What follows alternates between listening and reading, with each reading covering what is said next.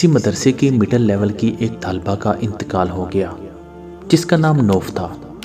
اس بچی کی عمر ابھی تھوڑی ہی تھی اور وہ جوانی کی دہلیز پر قدم رکھ رہی تھی جب اس کی وفات ہو گئی، تو اس کی ماں اور بہنیں اسے میرے پاس لائیں تاکہ میں اسے غسل دوں اور کفن پہناؤں۔ شدت غم سے اس کی ماں کا رو رو کر برا حال تھا۔ وہ اپنی بیٹی سے چمٹی ہوئی تھی اور اس سے جدا ہونے کا نام ہی نہیں لے رہی تھی۔ میں نے بڑی مشکل سے اسے علیحدہ کیا اور غسل خانے کا دروازہ بند کر دیا تاکہ اسے اچھے طریقے سے غسل دے سکوں۔ میں نے جب اس کے چہرے سے کپڑا ہٹایا تو میں حیران رہ گئی۔ اللہ کی قسم، اس کے چہرے سے نور کی شعاعیں جیسے اٹھ رہی تھی جیسے نجف کی خوب تیز روشنی ہے۔ میں اس کے نورانی چہرے کی تابانی دیکھ کر ورطہ حیرت میں ڈوب گئی۔ میرے پاس غسل کے لیے جو بھی لڑکیاں لائی جاتی تھیں، ان میں سے کچھ نارمل کیفیت میں ہوتی، کسی کا چہرہ مرجھایا ہوا ہوتا تھا اور بعض سے ناگوار بو محسوس ہوتی تھی، مگر اس لڑکی کا معاملہ الٹ تھا۔ اس کا چہرہ تو روشنی سے دمک رہا تھا۔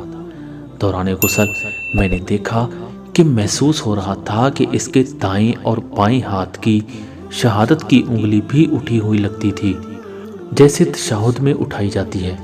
میں نے کہا، ہو نہ ہو یہ ایک پاکیزہ سیرت لڑکی ہے جسے اللہ نے اس کے کسی عمل صالح کی وجہ سے عزت و تکریم سے نوازا ہے۔ مجھے اس کی خوش قسمتی پر رشک آیا۔ میں نے اس کی ماں اور بہنوں کو خوشی کی مٹھاس میں ڈوبی قدرے بلند آواز میں بلایا اور دروازہ کھول دیا۔ اس کی ماں اور بہنیں دوڑ کر غسل خانے میں آئیں۔ میں نے اس کی ماں کو مبارکباد دی اور ان تمام حیرت انگیز باتوں سے اسے مطلع کر دیا جن سے مجھے دوران غسل واسطہ پڑا تھا۔ اس کی ماں نے اپنے تمام مادرانہ جذبات نچھاور کرتے ہوئے اس کی پیشانی کو چومتی رہی اور بالخصوص اپنی بیٹی کی نماز، تلاوت قرآن پاک اور صبح و شام کے اذکار کی پابندی کا تذکرہ کیا۔ 2 دن بعد اس کی ماں نے مجھے بلایا۔ اس نے میرا شکریہ ادا کیا اور کہا، میں آپ کو اپنی بیٹی نوف کے کپڑے اور اس کی پرسنل چیزیں بھجوا دوں گی، چونکہ آپ غریبوں جنوں کے گھروں کو بھی جانتی ہیں، اس لیے آپ انہیں مستحقین میں تقسیم کر دیجیے گا۔ میں نے کہا، مجھے کوئی اعتراض نہیں، آپ اس کی تمام چیزیں مجھے بھجوا دیجیے گا، میں انہی میں تقسیم کر دوں گی۔ جب اس کی اشیاء میرے پاس پہنچی تو وہ 4 کارٹنز میں پیک تھیں۔ میں نے پہلا کارٹن کھولا تو اس میں اس کے نقاب اور عبایا تھا۔ وہ سب کے سب لمبے چوڑے اور ڈھیلے ڈھالے تھے، نہ وہ تنگ تھے، نہ باریک اور نہ چھوٹے۔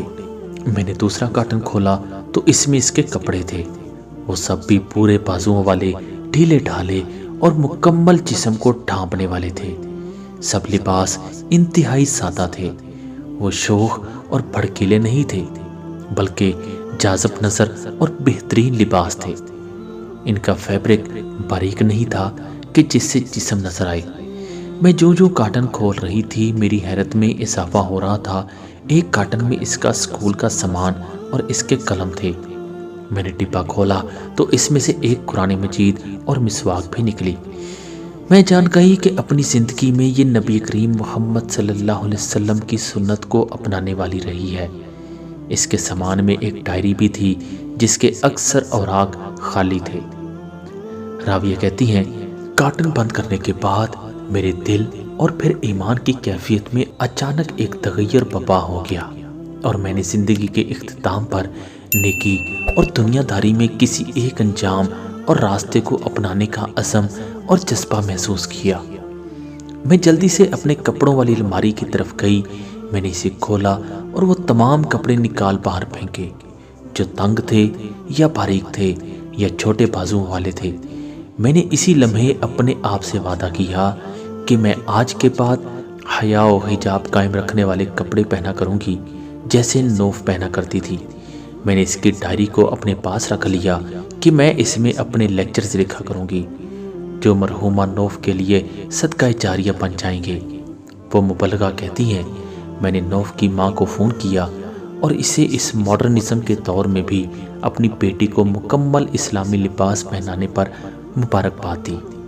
اس کی ماں نے کہا، اس کے اندر ایک اور بھی ممتاز خوبی تھی، اس کا دل ہر وقت نماز اور قرآن سے لگا رہتا تھا، ہر وقت باوضو رہتی جو ہی مؤذن اذان دیتا وہ تمام کام کاج چھوڑ کر فوراً اپنے رب کے سامنے سر بسجود ہو جاتی۔ اللہ نوف اور ان تمام مسلمان عورتوں پر رحم فرمائے جنہوں نے زمانے کے چلن کی پرواہ نہ کرتے ہوئے اپنے رب کی خوشنودی کی خاطر اسلامی تعلیمات کے مطابق لباس پہنا اور اللہ کے احکام اور سنت کا دامن تھام کر رکھا۔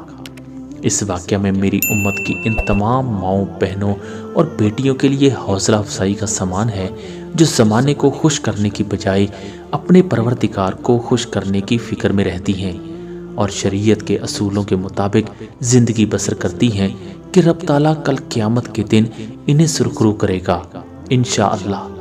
اور جو مسلمان خواتین ماڈرن طبقے اور رجحانات کی مصنوعی چکا چوند سے متاثر ہو کر نیم اوریاں اور سخت چست لباس زیب تن کر کے معاشرے کی نظروں میں تہذیب یافتہ بننے کی فکر میں اپنے رب کو ناراض کرتی ہیں، ان کے لیے پیغام ہے کہ وہ اپنی اس روش سے باز آ جائیں اور احکام الہی کے مطابق زندگی بسر کرنے کا تہیہ کر لیں۔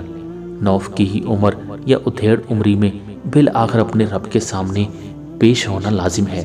اللہ تعالیٰ ہمیں دین اسلام کو سمجھنے اور اس پر عمل کرنے کی توفیق عطا فرمائے، اسی میں دنیاوی اور اخروی کامیابی ہے، آمین یا رب العالمین۔